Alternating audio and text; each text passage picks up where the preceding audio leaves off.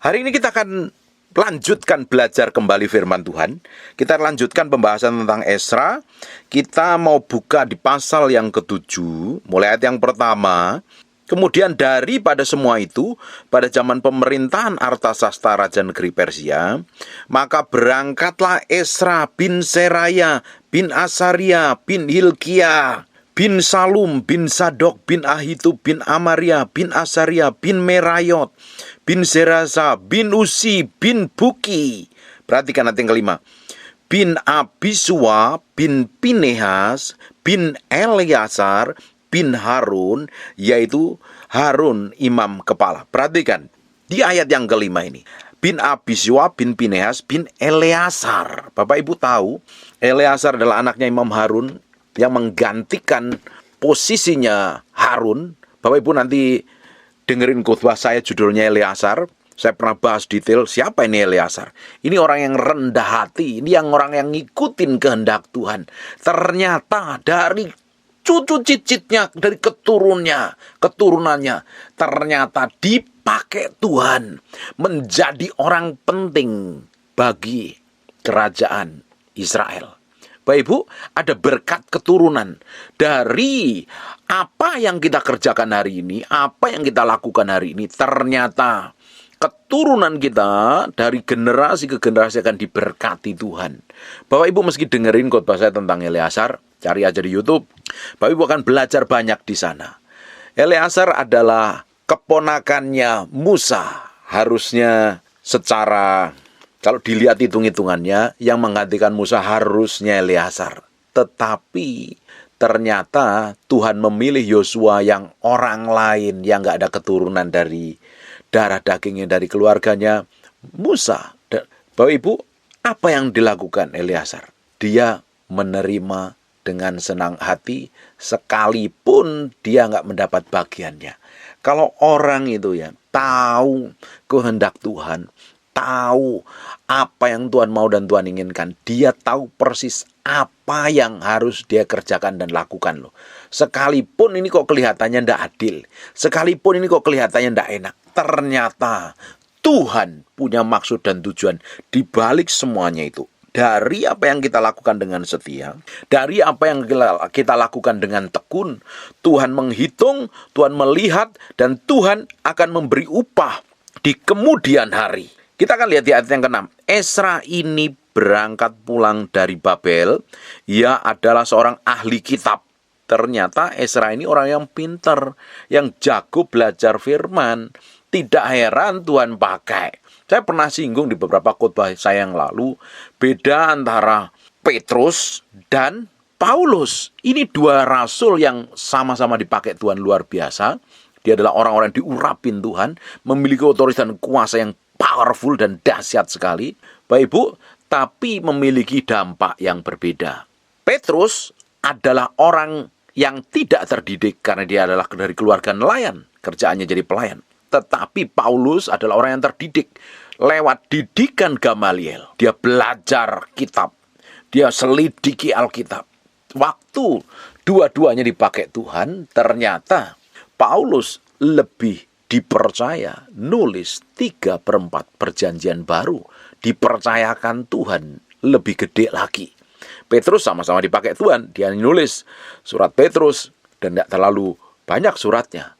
Dua-duanya dipakai Tuhan. Kalau hidupmu pingin didapatin, benar-benar memiliki, bisa dipercaya oleh Tuhan, lebih dalam skala lebih besar, engkau harus setia dengan apa yang Tuhan percayakan dengan hidupmu hari ini.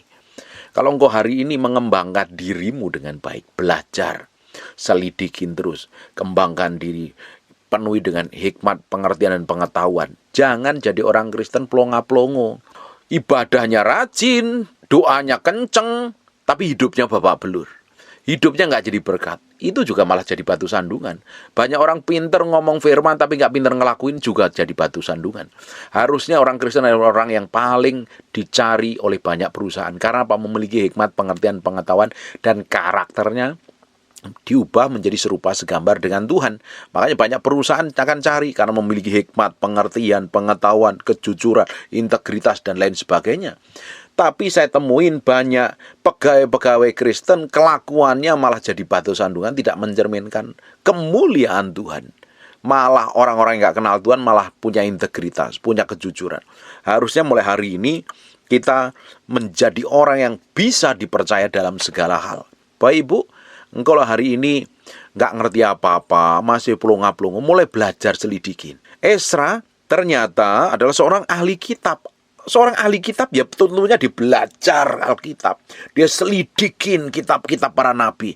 Hari ini engkau ingin dipakai Tuhan, pingin pekerjaanmu sukses, pingin menjadi berkat bagi banyak orang, tapi engkau malas belajar, malas berdoa, malas bekerja, kelakuanmu tambah buruk, sikapmu jelek, jadi batu sandungan. Hari ini belajar.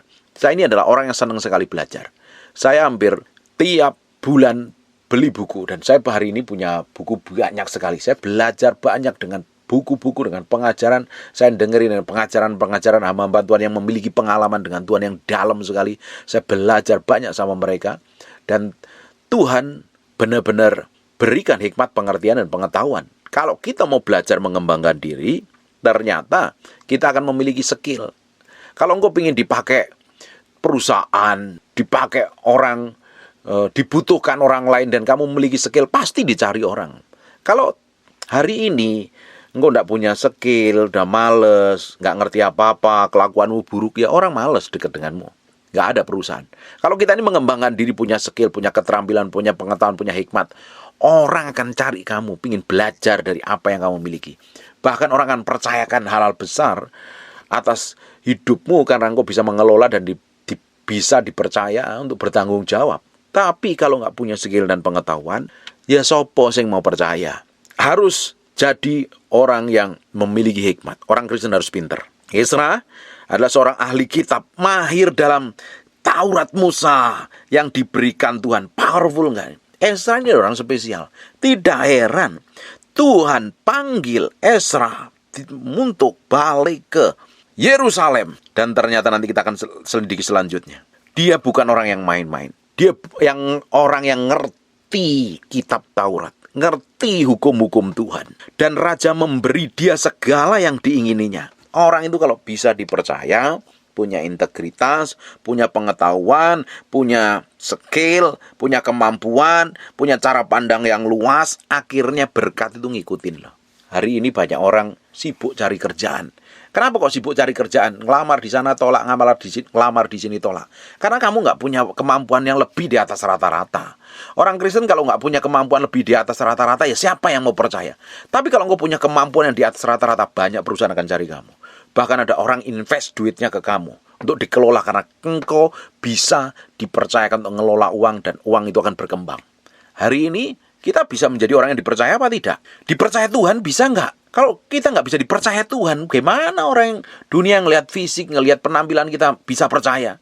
Kalau engkau bisa dipercaya Tuhan, Tuhan akan kirim orang-orang untuk memberkati hidupmu dan mempromosi hidupmu secara ajaib dan luar biasa. Kita akan lihat. Dan raja memberi dia segala yang diingininya oleh karena tangan Tuhan Allahnya melindungi dia. Benar nggak hari ini Tuhan melindungi kita?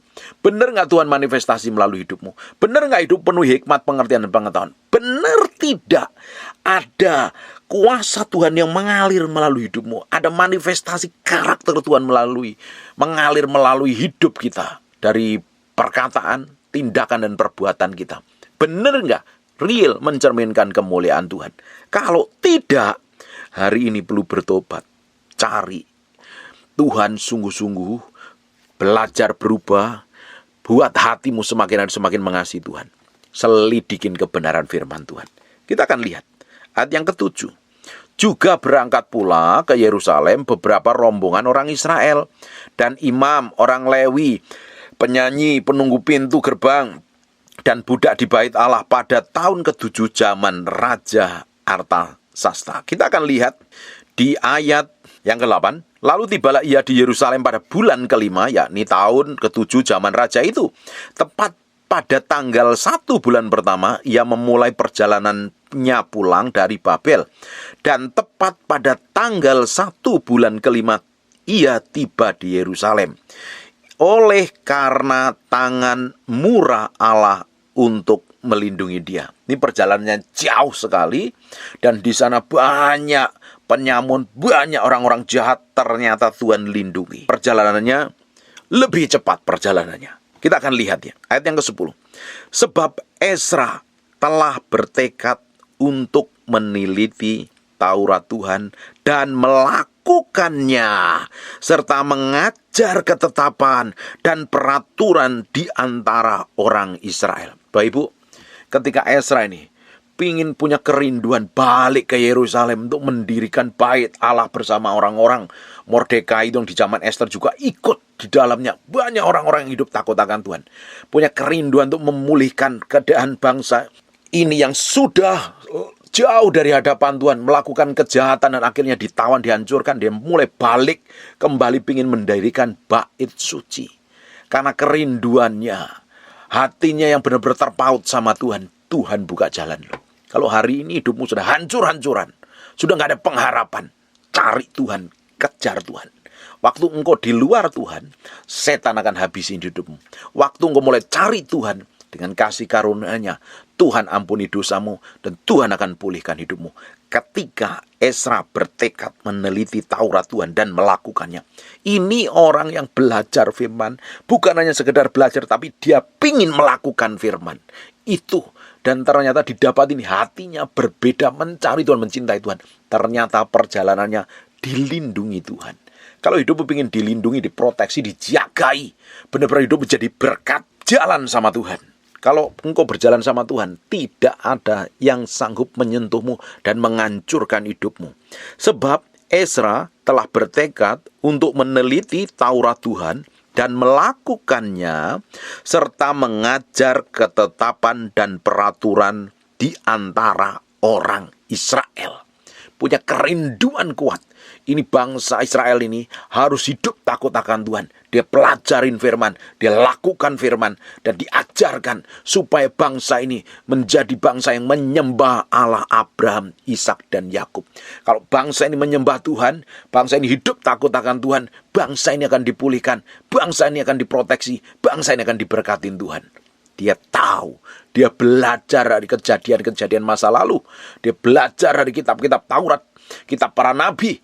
Ketika bangsa Israel hidupnya tidak takut akan Tuhan, hidupnya menyembah Allah asing, dia digagahi musuh, dihancurkan musuh, dijadikan budak, dijadikan tawanan. Tapi ketika bangsa ini menyembah Tuhan, diberkatin, diproteksi, dilindungi Tuhan, saya percaya dan yakin Ezra belajar tentang itu.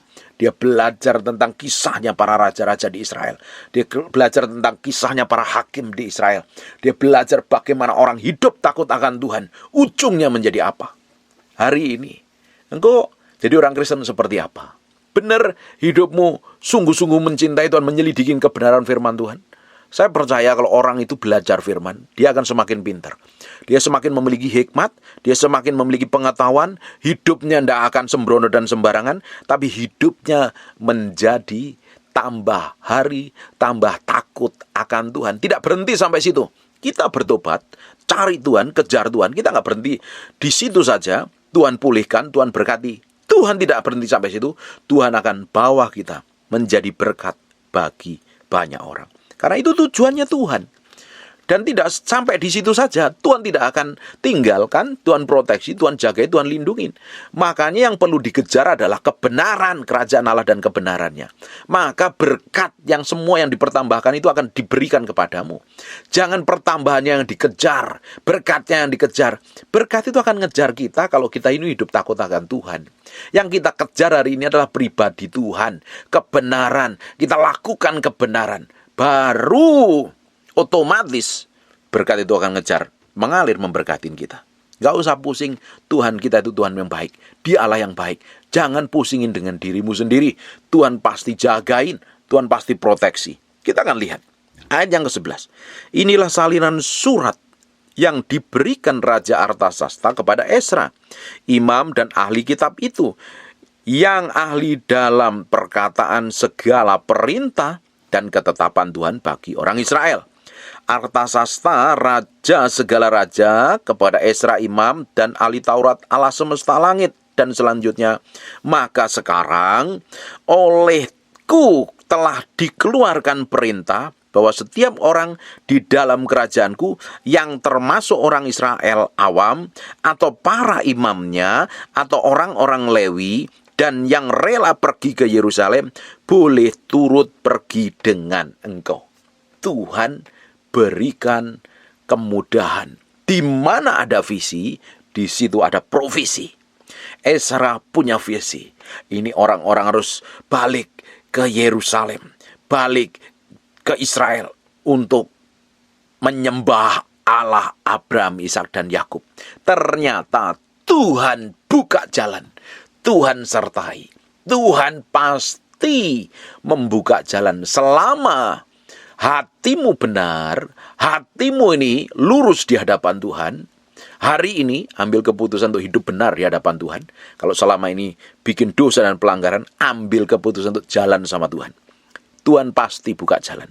Kalau kita ini jalan sama Tuhan, Tuhan pasti yang buka jalan. Tapi kalau kamu merangkak, udah berjalan dengan mata yang buta, terseok-seok, jatuh terus dalam dosa, nggak sadar diri, hidupmu akan muter-muter, tambah ruwet, tambah kacau. Ambil keputusan hari ini. Cari Tuhan, kejar Tuhan. Dan mulai engkau kejar Tuhan, Tuhan akan sertai, Tuhan akan lindungi, Tuhan akan proteksi, Tuhan akan cukup. Visi, kalau kita nih tahu visi, tujuan Tuhan dalam hidupmu, Tuhan akan sediakan, ada penyediaan ilahi.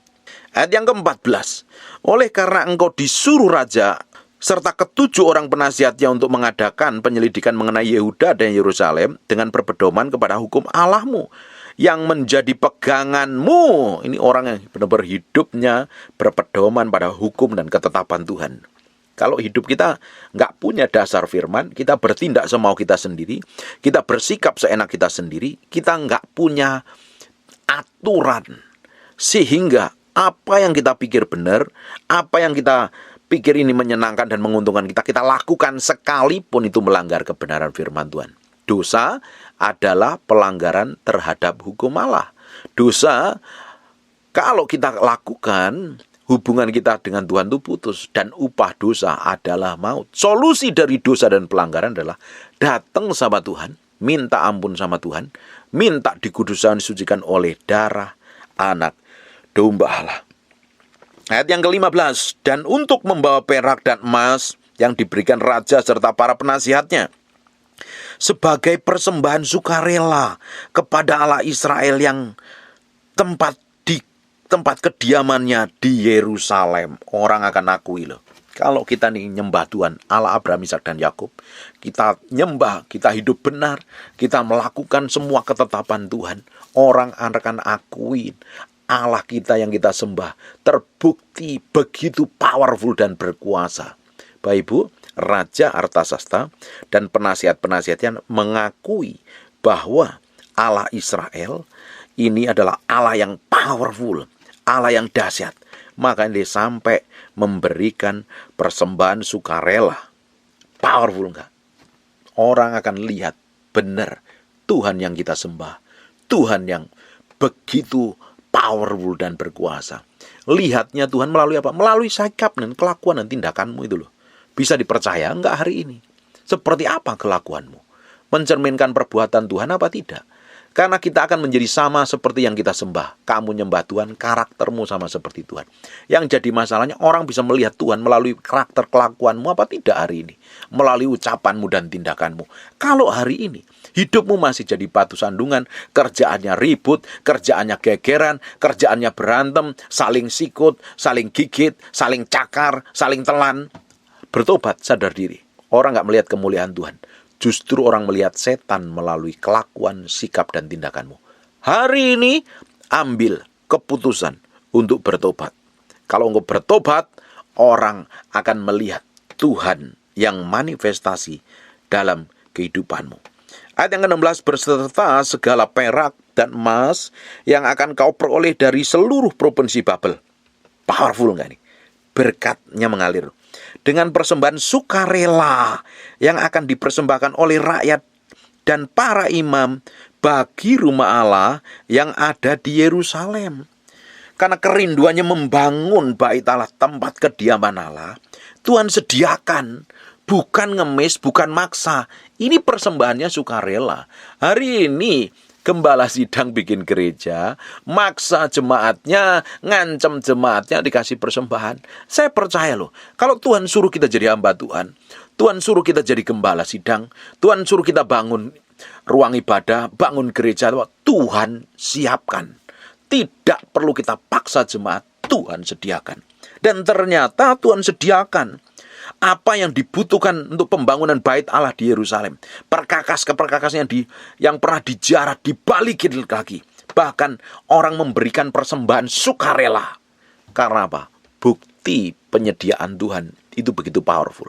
Hari ini karena pingin cepet-cepet pakai perbuatan daging, ngancem orang lain untuk memberikan persembahan, padahal supaya kelihatan, wah ini Tuhan menyuruh bekerja dan lain sebagainya.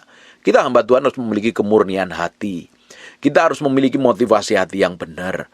Bahwa kita melayani Tuhan bukan mengambil keuntungan atas nama Tuhan. Tuhan melihat isi hati kita sampai kedalaman batin kita.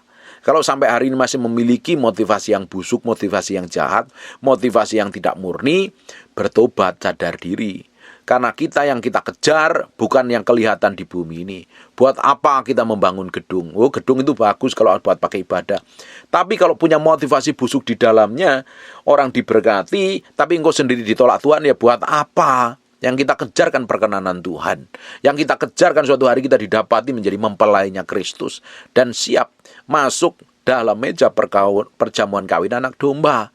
Jangan sampai malah kita melakukan ini dan itu sampai hari ini kerja keras, ujungnya malah ditolak Tuhan. Tidak ada gunanya sama sekali. Kalau Tuhan yang suruh, kalau kita kerjakan visinya Tuhan, Tuhan kasih provision. Ada penyediaan ilahi. Nggak perlu ngemis. Kalau engkau benar-benar real hamba Tuhan, engkau nggak perlu ngemis berkat kepada siapapun. Kalau engkau benar-benar hamba Tuhan, Tuhan akan gaji hidupmu dengan caranya yang ajaib. Tapi engkau juga nggak boleh males. Kembangkan semua potensi dalam hidupmu. Kerjakan segala sesuatu yang Tuhan percayakan dalam hidupmu. Karena dari apa yang kita kerjakan dengan tangan kita, dari sanalah Tuhan sanggup membuat mujizat dan membuat berkat itu mengalir. Amin. Ayat yang ke-17. Maka oleh karena itu haruslah engkau dengan seksama memakai uang itu. Pakai uang persembahan itu untuk pekerjaan Tuhan, bukan untuk kepuasan pribadi, apalagi diinvest, ternyata bangkrut, ditipu. Kita harus pakai semua persembahan itu untuk keperluan, pelayanan, pekerjaan Tuhan. Maka oleh karena itu haruslah engkau dengan seksama memakai uang itu untuk membeli lembu-lembu jantan, domba-domba jantan, anak-anak domba dengan korban sajian dan korban curahan. Dan haruslah semua itu kau persembahkan di atas mezbah di rumah Allahmu yang ada di Yerusalem, bukan untuk kepentingan sendiri. Seperti anaknya Imam Eli itu, ambil persembahan untuk kepentingan sendiri, akhirnya mati mengerikan. Hari ini banyak orang ngambil persembahan atas nama Tuhan, katanya untuk Tuhan, nggak taunya dipakai untuk sendiri. Ujungnya nanti kamu juga akan bertanggung jawab di hadapan Tuhan. Uang persembahan dipakai untuk pekerjaan pelayanan rumah Tuhan, bukan untuk memuaskan hawa nafsu, ego, dan daging. Bapak Ibu, kita mesti ngerti Tuhan punya maksud dan tujuan ilahi atas semua berkat yang Tuhan percayakan kepada kita. Apapun itu, bahkan Tuhan percayakan karunia, skill, kemampuan pun Tuhan punya maksud dan tujuan untuk kemuliaan namanya.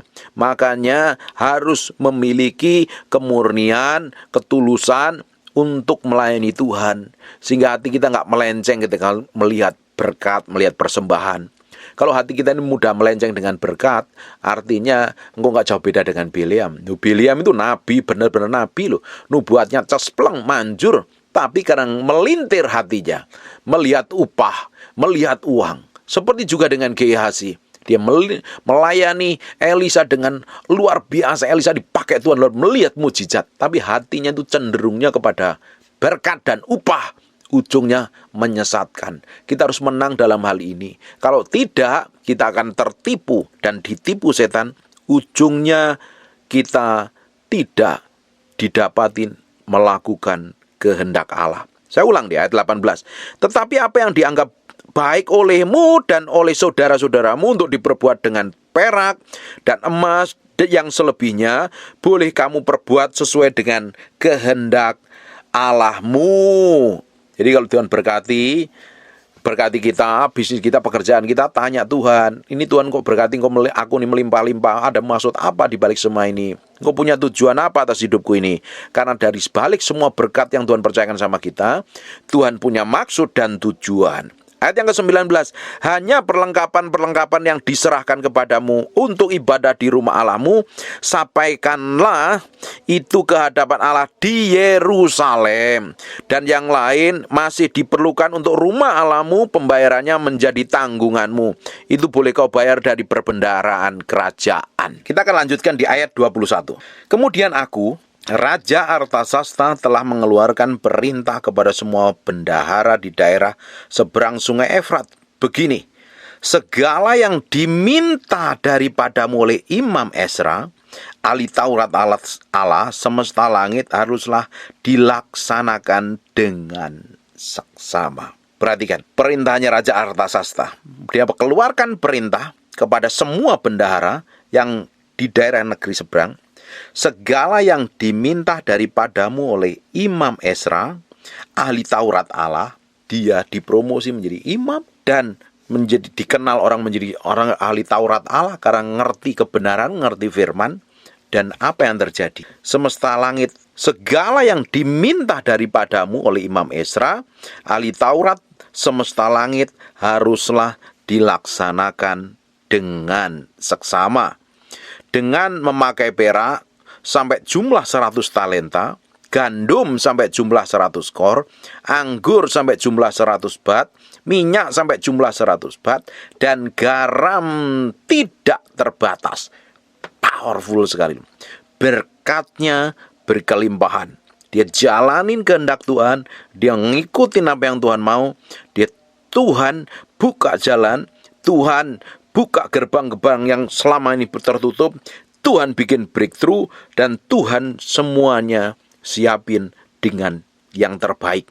Ayat 23, segala sesuatu yang berdasarkan perintah Allah semesta langit harus dilaksanakan dengan tekun untuk keperluan rumah Allah semesta langit, supaya jangan pemerintahan raja serta anak-anaknya kena murka.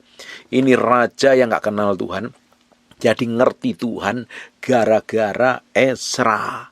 Orang yang hidupnya benar di hadapan Tuhan, yang ahli kitab para nabi, yang hidupnya nyembah Tuhan, Tuhan sertai. Makanya ini raja ngelihat bagaimana Allah semesta langit menyertai Ezra. Akhirnya dia memberikan perintah kepada seluruh bendahara. Kalau Imam Ezra minta, kasih apa saja yang kalau disertain Tuhan, yang dikerjakan tangannya seseorang itu dibuat berhasil. Seperti kejadiannya yang dialami oleh Yusuf. Yusuf disertain Tuhan di rumah Potifar. Dia dipercayakan. Dan apa saja yang dikerjakan tangannya sukses dan berhasil. Di penjara, di istana Firaun. Ini Yusuf disertain Tuhan, sampai orang gak kenal Tuhan pun bisa mempercayakan perkara-perkara besar. Hari ini orang melihat apa dari hidup kita, yang bisa dipercaya dari diri kita itu apa?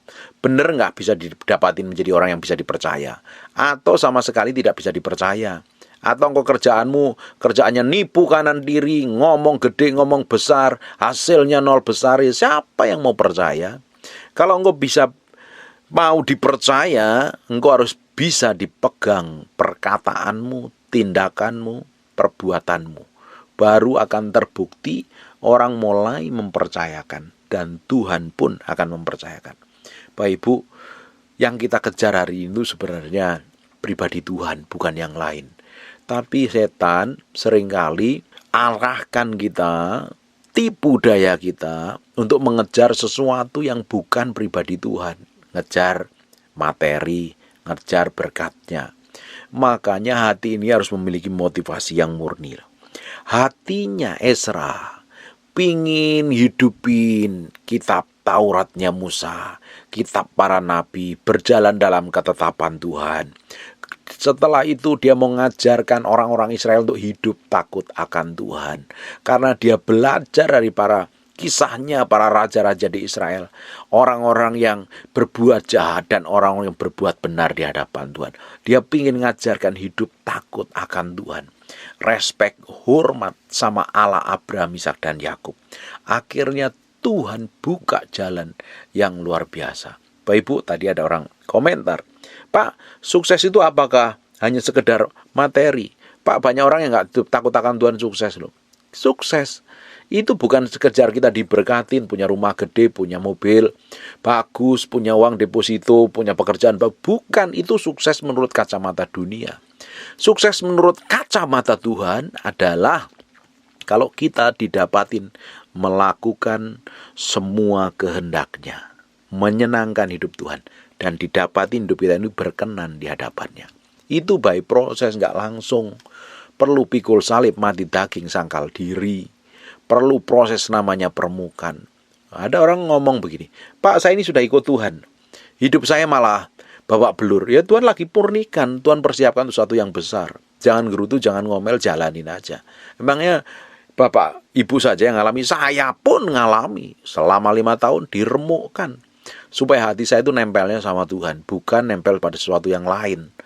Kalau hari ini engkau sedang ngalami banyak hal setelah ikut Tuhan, diremuin, jalan aja sama Tuhan. Tuhan tetap ada hitung-hitungannya. Tuhan akan menimbang, Tuhan akan melihat kesetiaanmu, Tuhan akan mengukur, Tuhan akan memperhatikan. Semuanya ada hitung-hitungannya Tuhan di hadapannya. Gak usah pusing, setia saja jalanin. Kita percaya, kalau kita berjalan dalam ketepatan ilahi, Tuhan sendiri yang bikin sesuatu secara ajaib. Sukses itu relatif. Suksesnya tukang cukur beda dengan suksesnya sopir Grab. Suksesnya pedagang di pasar beda dengan suksesnya para pengusaha yang punya perusahaan. Setiap orang punya sukses dengan kacamata yang berbeda-beda. Nah, sukses yang sejati adalah kalau kita didapatin menjadi orang yang didapatin berkenan di hadapannya, menyenangkan hatinya, berjalan dalam ketetapannya. Amin. Kita percaya Tuhan terus akan memproteksi dan menjaga hidupmu. Kau kejar Tuhan, Tuhan gak bakalan biarkan. Tuhan pasti tetap proteksi, jagai, lindungi dan cukupin hidupmu. Itu jaminannya Tuhan, gak perlu khawatir. Kita itu khawatir karena kita ngikutin keinginan dan hawa nafsu. Nanti begini, nanti begitu, nanti begono, dan lain sebagainya. Akhirnya kita pikir pakai cara kita sendiri. Akhirnya penuh kekhawatiran. Kalau kita ngerti cara kerja Tuhan, kita hidup mencari Tuhan, pingin mengenal Allah yang maha tinggi, pingin benar-benar berjalan dalam ketepatan Tuhan. Apa saja yang dikerjakan tanganmu dibuat berhasil, dicukupin, diproteksi, dijagain, dilindungi. Kecuali engkau hanya kerjaannya makan tidur, malas gak mau ngapa-ngapain, urusannya beda. Ayat yang ke-24, lagi pula kami beritahukan kepadamu bahwa tidaklah sah bila para imam Lewi, para imam, orang Lewi, penyanyi, penunggu pintu gerbang, budak di bait Allah, dan para hamba rumah Allah dikenakan pajak upeti atau bea. Maka engkau, hai Ezra, ini rajanya ngerti banget loh. Ini raja kok bisa ngerti tentang peraturan, hukum-hukum ketetapan Tuhan? Ya tentunya dia belajar dari Ezra yang tahu ahli kitab itu. Makanya hidupmu ditempatkan dimanapun juga, ditempatkan di hadapan, di tengah orang berdosa pun, kamu gak ikut berdosa, tapi kamu memberi warna yang berbeda.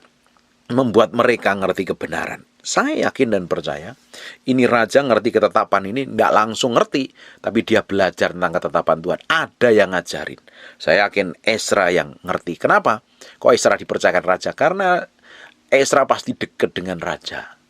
Ezra ngerti persis tentang kebenaran firman Tuhan dan dia sampaikan itu. Makanya raja ini ngerti. Ayat yang ke-25, maka engkau hai Ezra, angkatlah pemimpin-pemimpin dan hakim-hakim sesuai dengan hikmat Allahmu. Diakuin loh, hikmatnya Allahnya Ezra itu Allah yang powerful. yang menjadi peganganmu supaya mereka menghakimi seluruh rakyat yang diam di daerah seberang sungai Efrat, yakni semua orang yang mengetahui hukum Allahmu dan orang yang belum mengetahuinya harus kau ajar. Ini menurut saya ini raja yang bijaksana. Setiap orang yang tidak melakukan hukum Allahmu dan hukum raja harus dihukum dengan seksama, baik dengan hukuman mati maupun dengan pembuangan, dengan hukuman denda atau hukuman penjara. Terpujilah Tuhan Allah nenek moyang kita.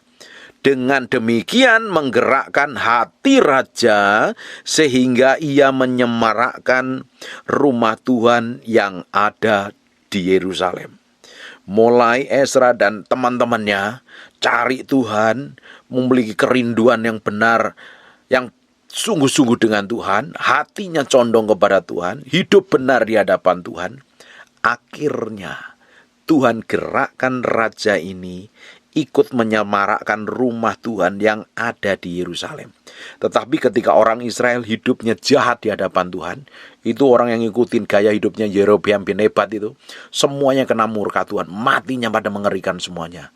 Mati di ngeri lah pokoknya. Bapak Ibu ini belajar di 2 Tawarik, 1 Tawarik, di kitab Raja-Raja. Semuanya itu bercerita tentang banyak hal pelajaran yang sangat mahal yang kita lakukan.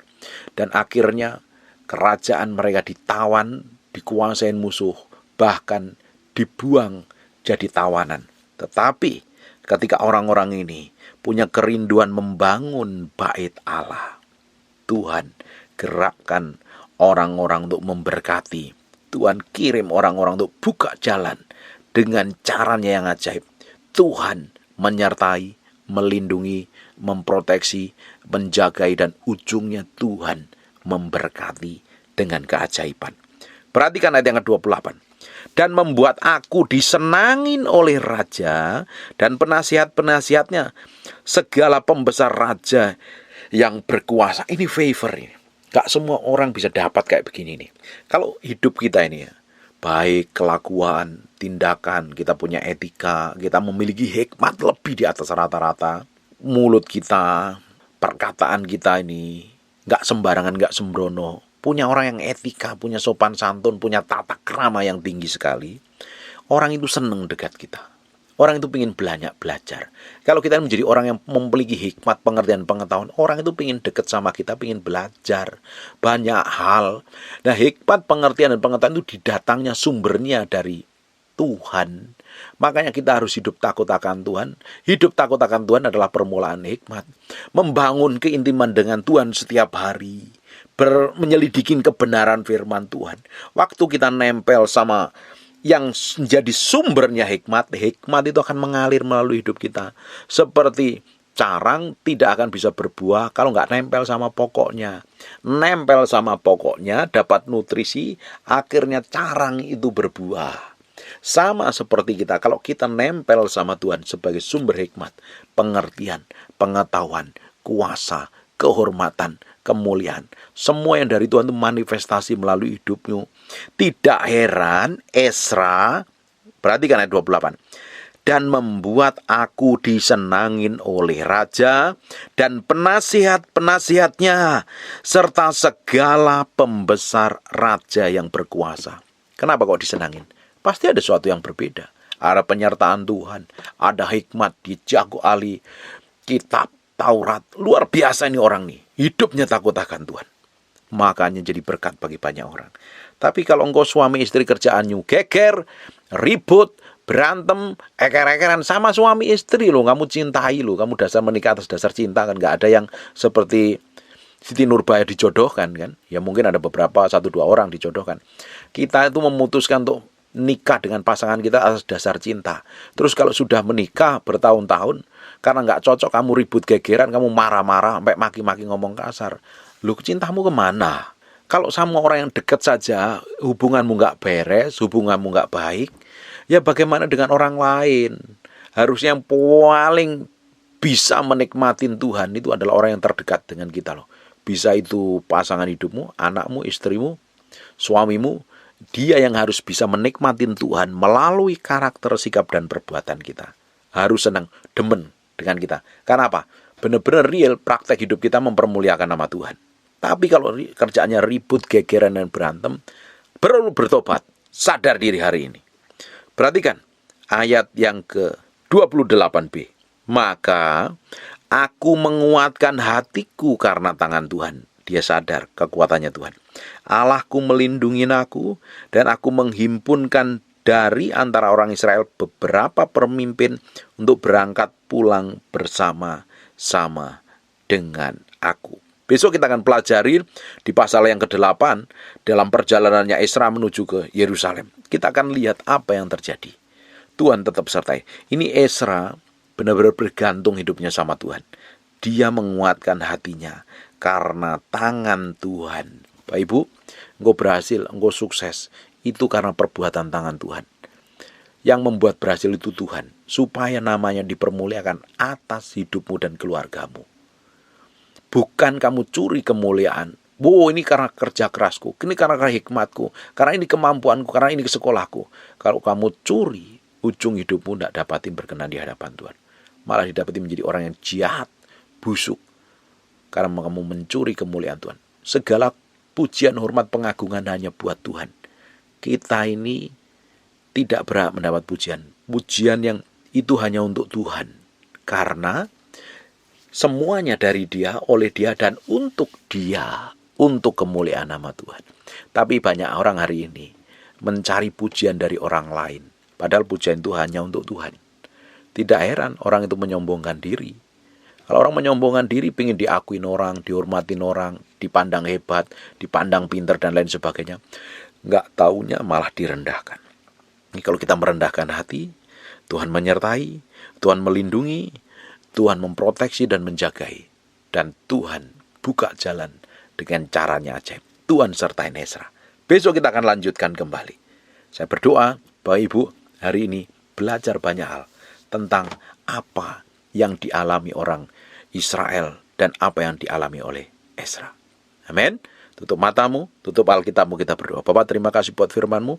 Kami kembalikan segala hormat, pujian, pengagungan buat Raja kami yang maha mulia. Dalam nama Yesus kami berdoa dan mengucap syukur. Kami menyerahkan semuanya ke dalam tangan kuasa Tuhan. Dalam nama Tuhan Yesus. Hamba-Mu berdoa. Kasih karunia Tuhan, anugerah Tuhan, kemurahan Tuhan. Kami materaikan firman-Mu dengan darah anak domba. Nempel dalam hati kami, terpat dalam loh batin kami, firman jadi kehidupan. Hamba-Mu berdoa untuk setiap orang yang rajin mendengarkan firman yang hamba-Mu sampaikan. Tuhan berkati. Tuhan berkati, Tuhan lindungi, Tuhan proteksi, Tuhan jagai. Dan apa saja yang dikerjakan tangannya Tuhan bikin berhasil. Terima kasih Tuhan. Untuk orang-orang yang sakit dan mengalami kelemahan tubuh, oleh bilur Yesus, oleh darah Yesus, jadilah engkau tahir, jadilah engkau sehat, jadilah engkau sembuh. Dalam nama Yesus berdoa dan mengucap syukur. Haleluya. Amin. And God bless you. My hand in surrender to your name, Most High. I'm yielding to your Spirit, walking in your love. Jesus, I adore. Jesus, I adore. Jesus, I adore your holy name. Dipenuhi kemuliaan, dipenuhi kemuliaan. Sembah dengan nyanyian ini. Dipenuhi pujian, kami berikan yang kalem saja. Korban pujian, angkat tanganmu sembah Dia. Kau saja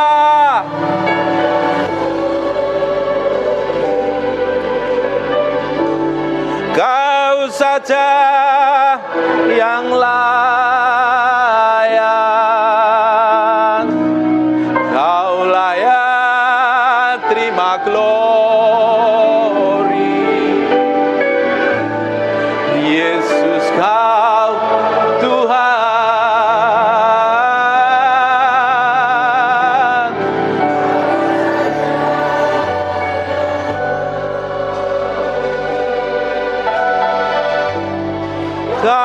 saja yang layak,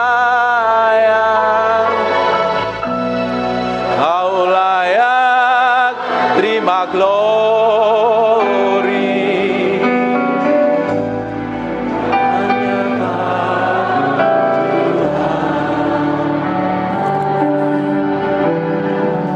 Dipenuhi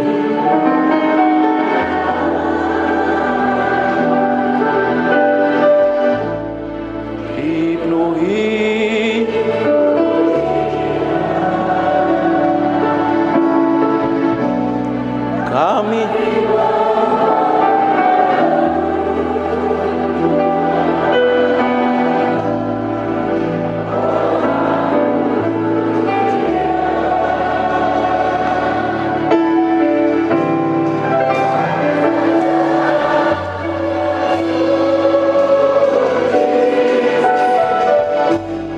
Kau saja yang layak,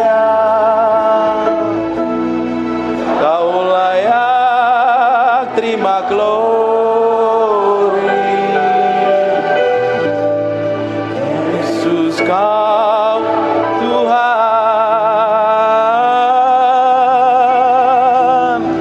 Kau saja.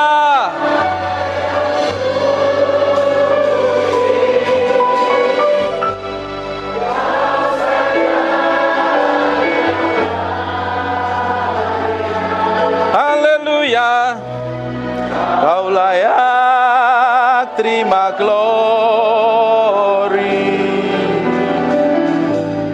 Hanya Kau Tuhan. Tetap fokus sama Tuhan, tetap main yang lemah. Roh Kudus, aku minta urapan itu sedang mengalir dari ujung ke ujung. Aku berdoa urapan itu sedang turun dalam ruangan ini. Mengkene mende peke nomo sandero nomo topo kura labate bene mete. Imene mebe piene meke nomo to sandirine. Nikmati ada gelombang pengurapan itu sedang mengalir. Aku berdoa urapan itu sedang turun. Sekarang lebih kuat urapan itu. Pake nomo soko naramante kono. Hinemente pepe pikiana rabahana maseko.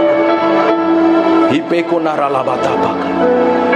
Terus ada beberapa orang sedang dijamah Tuhan. Aku berdoa semakin kuat urapan itu turun. Now in Jesus name. Terus Roh Kudus, bagianmu sekarang. Bagianmu sekarang. Apakah nama sekonomo? Ikere bete pepe kiene mende beki nomoko sante konomo. Ine mendere bebe piana bahana masya. Irala baka harabasya nama takara nama sekene mende bebe kene. Terus semekona lama dabang. Terus kita akan nikmatin Tuhan. Kita nikmati hadiratnya.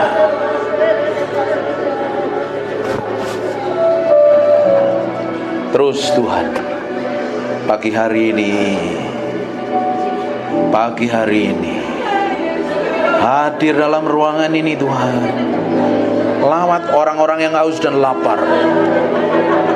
Lawat orang yang haus dan lapar ini. Sementara aku berdoa, urapan itu bergerak dari ujung ke ujung. Sekarang terima pengurapan itu seperti gelombang mengalir. In Jesus name. In Jesus name. In Jesus name. Mekono mondo ko sandere mete pepi ana makare pokono mo. Ine mendere bete pepe kiene me kiana rabata pasyana mata baka. Ipe konondoro mondo po sandere mete pepe piene me kiamara. Ini mi piere bebe shendo kono moto karala bata baka. Jesus.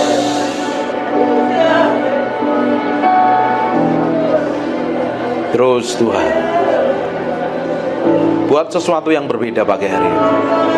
Kau lihat orang yang haus dan lapar ini Tuhan, mereka akan dilawat Tuhan. Mereka akan dilawat Tuhan. Mereka yang sudah kering, angkat tanganmu yang udah kering, lama gak ngalami Tuhan. Minta sama Tuhan, minta sama Roh Kudus pagi hari menjamah hidupmu. Aku lepaskan urapan ini turun di antara umatmu. Ada kuasa Allah yang bergetar. Tiba-tiba ada beberapa orang dijamah Tuhan, sampai engkau gak tahan. Urapan itu semakin kuat. Sekarang Jesus name, Jesus name. Terus ada orang-orang gak tahan. Kuat sekali urapan di ruangan ini. Sekarang jamah Tuhan, jamah Tuhan. Terima pengurapan itu, terima pengurapan itu.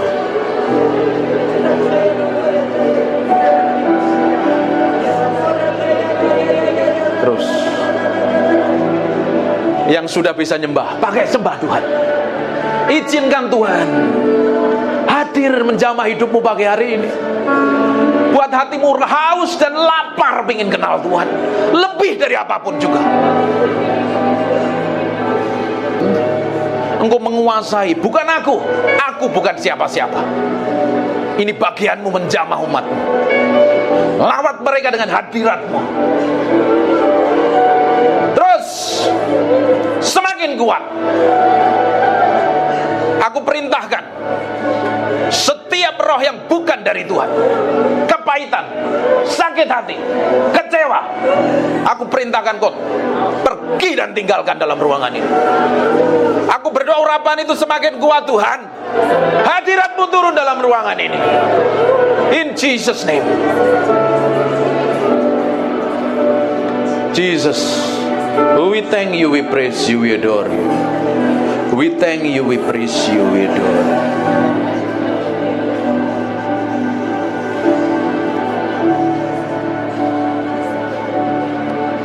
We praise you, we adore you.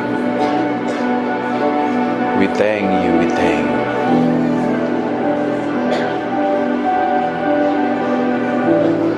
Aku berdoa engkau tetap tinggal dalam ruangan ini menjamah umat. Haleluya.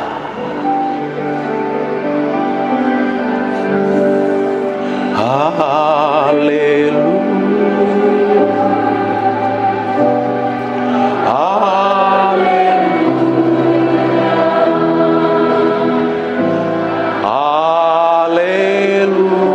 Angkat tanganmu, sembah Dia.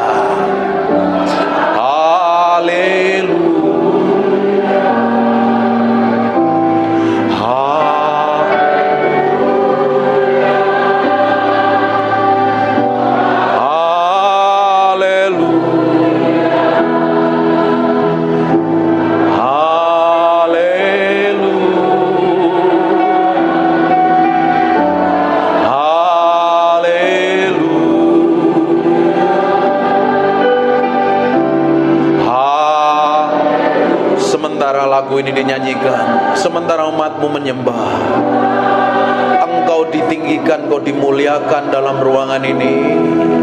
Engkau saja yang layak disembah dan ditinggikan. Biar urapanmu mengalir dalam ruangan ini. Aku berdoa pengurapan Ibu sedang turun dalam ruangan ini.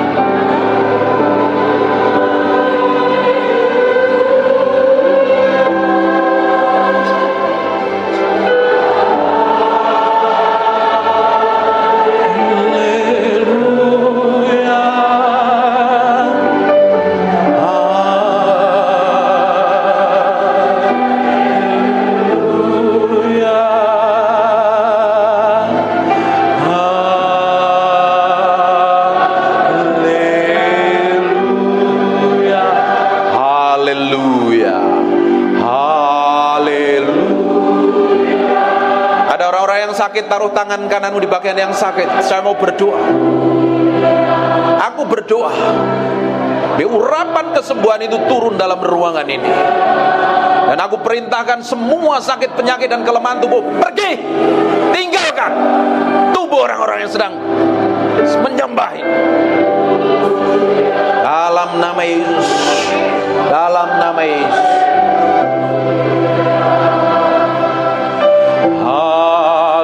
Haleluya, haleluya, haleluya,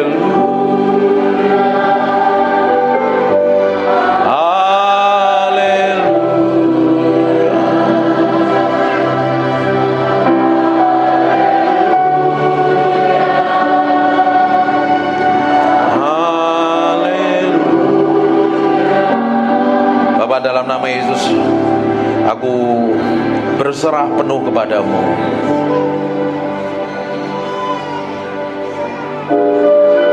Tolong anak kecil bisa di ruangan lain. Hormatin Tuhan.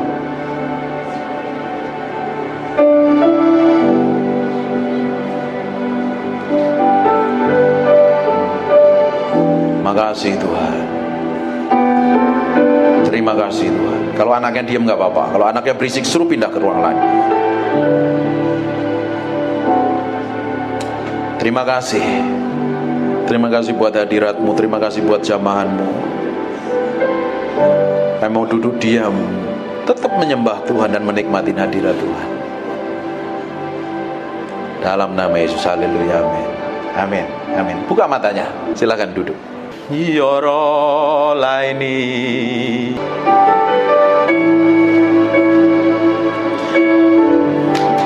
aini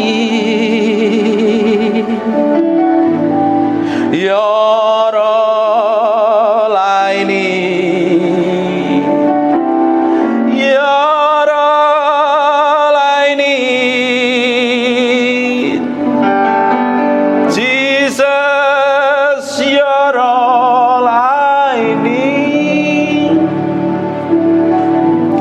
Saya pengen nyembah. Jesus, I just want to thank you. Jesus, I just want to thank you. Jesus, I just want to thank you. Saya nyanyi lagu ini loh, ngerasain hadirat Tuhan loh. Jesus, I just want to thank you. Thank you for being so good. Enak tau nyembah Tuhan itu ya. Loh kok bengong semua? Kalau kita ketemu Tuhan loh, kamu jadi bengong loh. Makanya orang Kristen harus ngalami Tuhan dan ketemu Tuhan setiap hari. Kalau kau ke gereja nggak pernah ketemu Tuhan,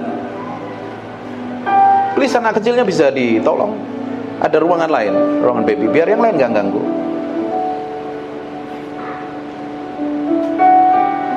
Kalau kita ngalami Tuhan, kita ketemu Tuhan, kita memiliki hubungan kedekatan dengan Tuhan. Hidupmu berbeda, kelakuanmu berbeda, sikapmu berbeda. Tapi banyak orang Kristen datang ke gereja rajin ibadah, kelakuannya nggak berubah dari tahun ke tahun, tetap sama, menjadi manusia yang lama. Harusnya setiap hari kita berjalan bersama Tuhan, bergaul dengan Tuhan. Karakter, sikap, kelakuan, tindakanmu berubah menjadi sama seperti Tuhan. Harusnya. Tapi tidak semua orang nyampe ke sana. Dia lebih seneng ngikutin dagingnya, ngikutin hawa nafsunya, ngikutin egonya, tidak mau tunduk dan submit kepada Tuhan. Terus berharap dipakai Tuhan, berharap hidupnya ngalami kemuliaan Tuhan, sampai matamu biru dan rambutmu merah, tidak akan pernah berubah.